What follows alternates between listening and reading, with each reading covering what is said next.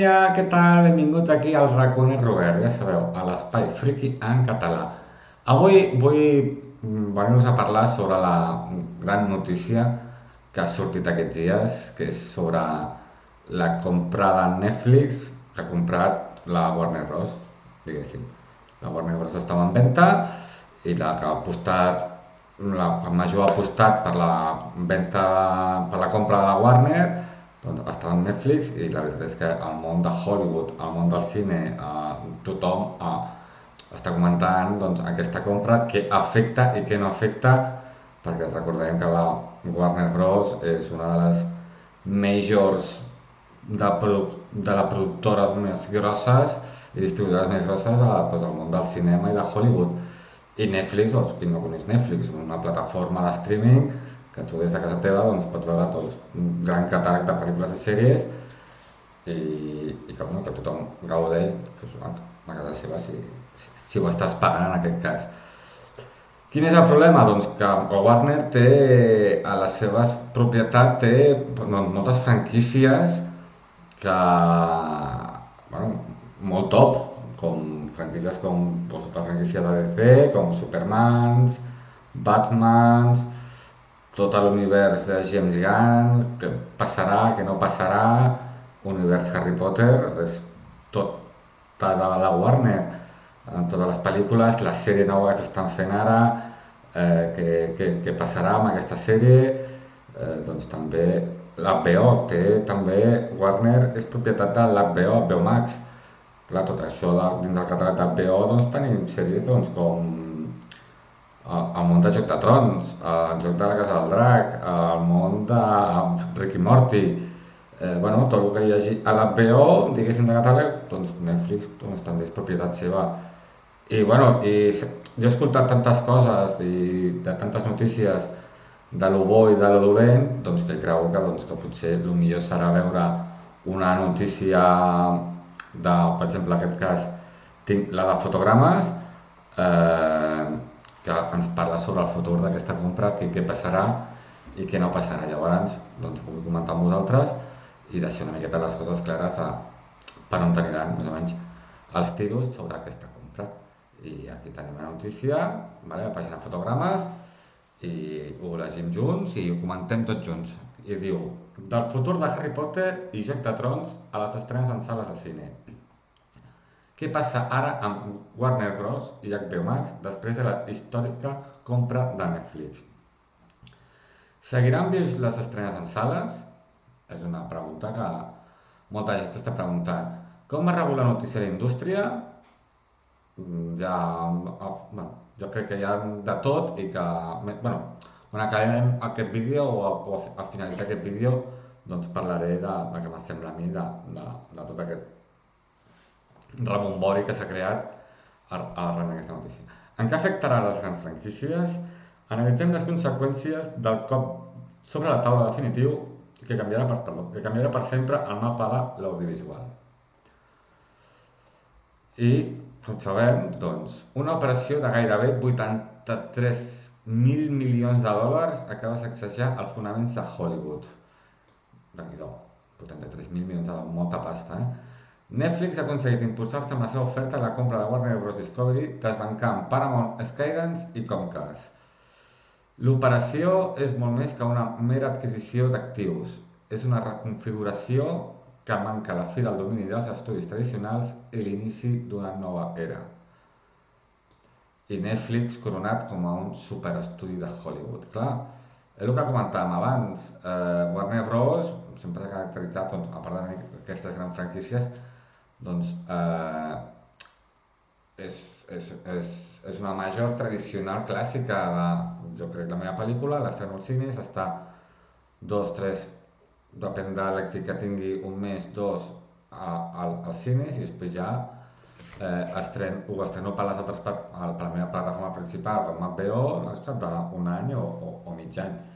Clar, Netflix aquesta política doncs, no la té gaire així, vull dir, les últimes projeccions que jo he vist a Netflix, com Frankenstein o la del Bayona, la de l'avió, la Ciutat de la Nieve, jo la vaig veure al cine, però que al cap de 2 o 3 setmanes ja s'estrenava a les plataformes, a plataforma Netflix. Llavors, clar, són polítiques diferents i llavors hem de veure, a veure, que el temps irà, a veure per on ens portarà tota aquesta nova adquisició, tot aquest nou catàleg. A més, l'adquisició retribuïxa per complet el terreny de joc per a la resta d'actors implicats, des dels grans estudis als productors més petits. Sí, això ho s'exagerarà bastant tot el que és pues, mainstream o en aquest cas streaming de plataforma directament. Vale? Què més? Netflix, el nou superestudi de Hollywood. L'operació atorgarà a Netflix la propietat de Warner Bros. Discovery, incloent-hi els seus prestigiosos estudis de cinema i televisió, així com la joia de la corona HBO i HBO Max, que és el que estàvem comentant. Que hi ha moltes sèries molt top de HBO, doncs com El Soprano, com Hijos de l'Anarquia, com Rick i Morty, bueno, tantes i tant, bueno, The Last of Us, la, no sé, moltíssimes, que té un contracte tan gran Task, The Pitt, de White Lotus, de White Lotus, bueno, té moltes, té molt de catàleg, llavors, clar, tot això Netflix s'ho quedarà. La transició, no obstant, té una travessia al desert pel davant. El tancament de l'acord està supeditat a l'allotjament del seu compte de televisió Global Network Discovery, que inclou cadenes de televisió com CNN, TNT i Discovery. És a dir, els canals de notícies i els canals així com més temàtics, diguéssim, TNT, allà, si no recordo malament, ja feia Big Bang Theory, que són així com més sèries més de caire televisiu. No sé, aquí diuen que potser això no estarà dins de la compra que ha fet Netflix, així que ja veurem, aquestes cadenes ja veurem. L'escala d'aquesta fusió ha desatès ràpidament les alarmes regulatòries i ha posat en guàrdia diferents actors a la indústria. El temor que una única empresa acumuli tantíssim poder, especialment en l'àmbit de l'streaming, ha de fer que l'autoritat reguladora es miri l'acord amb lupa. Aquí ja entra, doncs, si el govern americà i el senyor Trump, doncs els agrada o no els agrada aquesta operació. Llavors, doncs entrarà la indústria aquí com ho diu, de l'àmbit de l'autoritat reguladora. Llavors aquí ja ho veurem, però bueno, jo crec que no tenen per què. Bueno, mira, ho fico aquí. Es miri amb la cara a la lupa i tampoc van tenir coses fàcils amb el president Donald Trump, ja que havia demostrat públicament el seu suport a l'oferta de Paramount. O sigui que, si aquest senyor no vol aquesta compra, doncs pues, potser ho retalla o farà un estament regulador diferent perquè no es pugui comprar o pugui comprar una certa part. L'anunci també ha provocat la ràpida reacció dels sindicats actors i actrius, directors i guionistes, que jo això no ho sabia, la veritat. Tots han expressat una gran preocupació per la forma en què tots han expressat una gran preocupació per la forma en què sembla concentració d'activitats tindrà sobre la llibertat d'expressió i les dinàmiques de treball. En declaracions als mitjans estonets, Ted Sarandos, el CEO de Netflix, ha escrit el com pro-consumidor, pro-innovació i pro-treballador, en un intent de calmar les aigües i presentar la fusió com un benefici per a tothom. Ja veurem. A veure, al final, Netflix porta molts anys, té moltes grans mega superproduccions, vull dir que jo crec que sí, que ho pot fer bé, no és una companyia menor. En un intent una confiança recolzada per una assossegada clàusula d'adquisició de 5.800 milions de dòlars que Netflix pagaria si l'acord és bloquejat. Una xifra que quantifica l'enorme risc que la companyia està disposada a assumir perquè el premi final ho val. Vale? Preocupació entre els fans de Joc de Trons i Harry Potter. Això és el que també ens interessa una miqueta més. Què passarà amb aquestes sèries que ja estan en producció, que ja tenen un món ja molt assenyalat?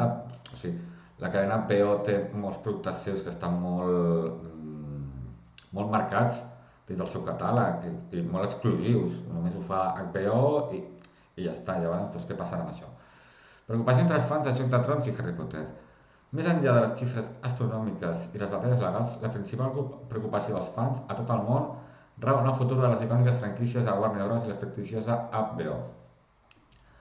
Si la Col prospera, Netflix es fondrà a la dent a algunes de les propietats intel·lectuals més valuoses del sector d'entreteniment, incloent l'univers Harry Potter, en ple rebut, recordem la nova sèrie, que jo crec, bueno, ara ho parlarem al final. Els herois i vilatans de DC Comics, és a dir, totes les pel·lícules, sí, pel·lícules, spin-off, preqüeles, animació, tot el de DC, Superman, Batman, Internet, bueno, tot el que està creant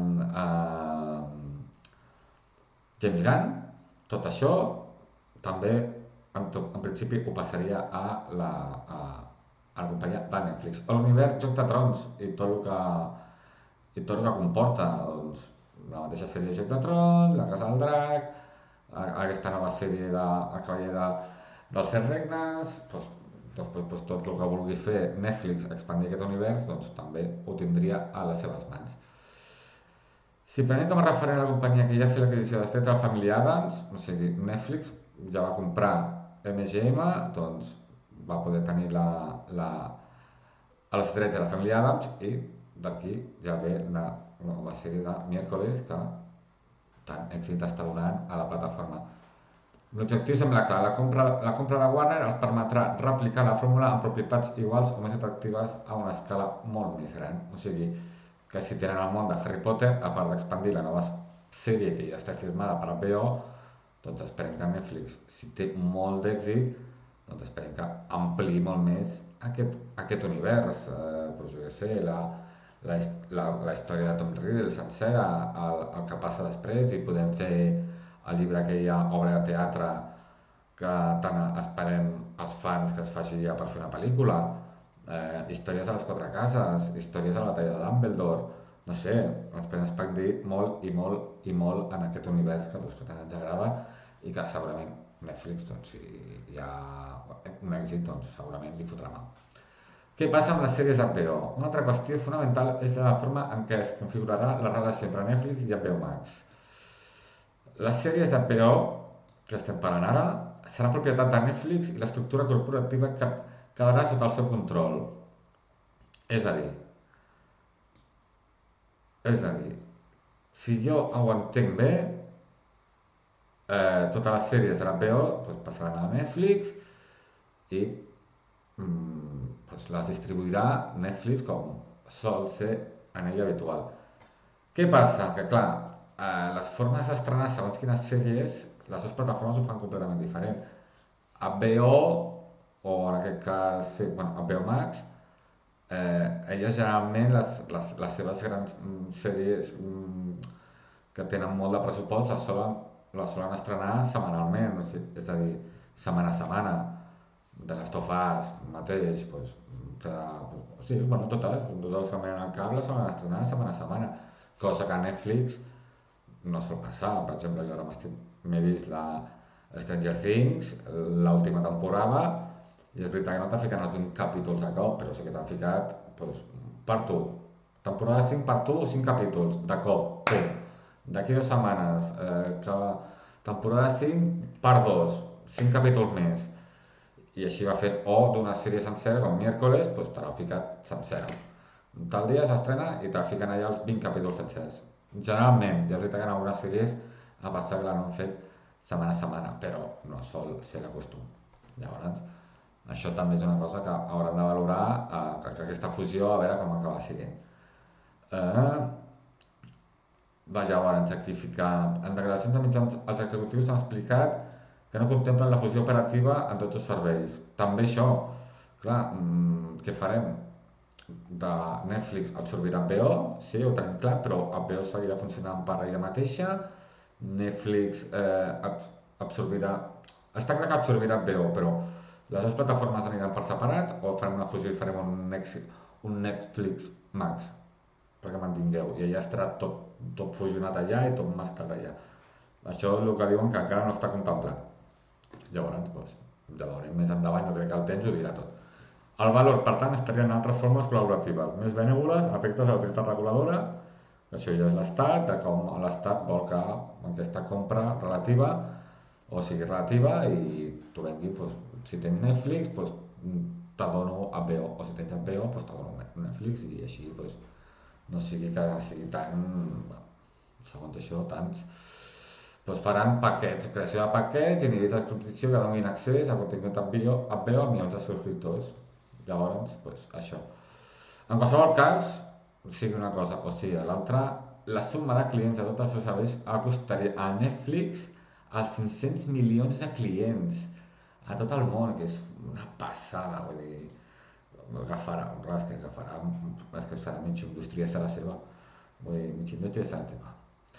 I per allà, més o menys per acabar, es van acabar les estrenes sense les al cine. Històricament, veus el que parlava, històricament el model de negoci de Netflix centrat a l'estrena directa a la plataforma ha xocat frontalment amb l'exhibició cinematogràfica doncs, que sol ser doncs, la Warner o aquestes majors productores tan històriques que sempre estrenen com la Warner i altres que estrenen sempre al cinema. Llavors això serà, a veure, no sé si un problema, però aquí tindran doncs, debat segurament, molt de debat. A veure, el compromís adquirit per Netflix sense el qual probablement l'acord no hauria sortit endavant és de mantenir les operacions actuals de Warner Bros, incloent-hi les estrenes a les sales. O sigui que això deu estar dins del contracte, suposo, de la Warner, de totes les pel·lícules meves, doncs, vull que les projectis als cines i si no, doncs no hi ha compra, diguéssim. Ara bé, a les primeres declaracions de mitjans Sarandos, recordem, CEO de Netflix, ha matisat les seves paraules. Crec que amb el temps les finestres evolucionaran per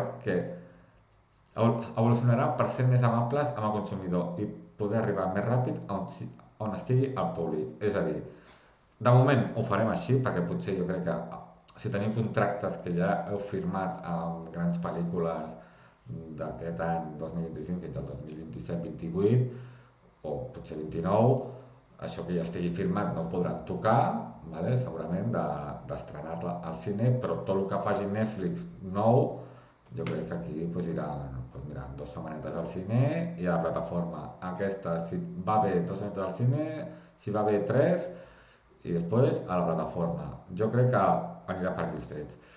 Així que això sembla una forma amable de dir que encara que les estrenes a la gran pantalla continuïn, el temps d'exclusivitat amb tota probabilitat s'escurçarà dràsticament. Pues això, el que estem dient ara. Així que jo crec que anirà així els trets. La intel·ligència artificial o la salamànica contra Disney. L'atractiu visible de l'operació és evident, però aquella del que no es veu, Netflix té sobrecapacitat per posar el seu abast global al servei de les franquícies de Warner, tant a les existents com a les de nova creació. Però el catàleg centenari de sèries i pel·lícules té un atractiu infinitament més gran. És el material d'entreteniment perfecte per a models d'intel·ligència artificial, un camp pot ampliar l'avantatge competitiu sobre els rivals basats en la IP com Disney. I ja, per acabar, a favor i en contra, segons aquí hi ha fotogrames. Pel que fa al consumidor final, l'operació està plena de pros i contres, que podrien inclinar balança en una o altra direcció. Entre els principals guanys, doncs, això el que hem dit, es troba l'amplitud i millora qualitativa del catàleg, l'augment d'històries vinculades a franquícies molt apreciades pels fans i una major comoditat en poder accedir a més continguts a través d'una passarel·la única. Pues, el que hem anat dient, Netflix tindrà molt més catàleg de totes moltes més sèries que tenia Warner, no, en aquest cas HBO, totes aquestes franquícies que tenia la Warner, com Harry Potter, com Joc de Trons, com Rick i Morty, The Conjuring, totes aquestes, It també recordem, It també l'estan fent ara amb HBO. Clar, tot això ara ho farà Netflix i si tot té èxit i si alguna d'aquestes franquícies doncs, té èxit, doncs, es pot ampliar molt més el món d'aquesta franquícia. Jo espero que un dels grans somnis, bueno, és que jo soc molt fan, però un dels grans somnis és ampliar el món Harry Potter, perquè només tenim les 7 pel·lícules, els llibres i l'obra de teatre, ja, és que ja no tenim res més. No estic parlant d'Animals Fantàstics perquè això no ha existit, no ha existit, però es pot ampliar, hi ha un univers tan gran a Harry Potter i té tanta història que, bueno, doncs que a veure si això també és una forma de que aquestes històries s'ampliïn i, bueno, i tinguin doncs, més contingut. Això seria el bo, però també hi ha les amenaces, com a augment de preus, doncs segurament serà. Si compra Netflix, doncs la quota alta pujarà, menor diversitat i que el negoci de streaming es consolidi a costa d'erosionar l'experiència a les sales de cine. Si tot s'estrena a les plataformes, doncs poca gent mira al cine i llavors el cine ja passarà a ser com una experiència doncs, que no serà barata. Anar al cine serà una experiència que ho faràs molt poques vegades. Així que Netflix ja havia guanyat les guerres de l'streaming i ara comença una nova ofensiva amb Hollywood en el punt de mira. La proposta de valor, sens dubte, és atractiva, més quantitat i també més qualitat. El temps dirà si aquesta consolació enriquirà o empobrirà aquests continguts que tant amaguem. I això ja és tota la notícia, tot el que volíem parlar sobre aquesta compra de Netflix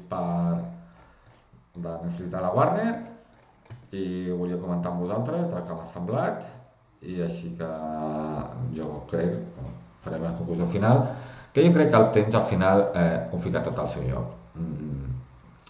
Està bé que una marca com Netflix pues compri una mega, com t'ho diria, una mega productora com la Warner, dintre de tota la història que té la Warner, però bueno, sí, que això, sí, té coses molt positives, però és això, que podrem ampliar universos que potser la Warner no estava disposada a fer o que no li trobava una sortida, doncs Netflix en aquest cas pues, ho podrà fer més o millor, o no sabem.